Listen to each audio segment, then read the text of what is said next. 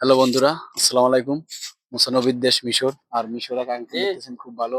এন্তা ইসময়ে أنا اسمي يحيى محمد عبد الحميد جمعة Abdul Alim جمعة gamma.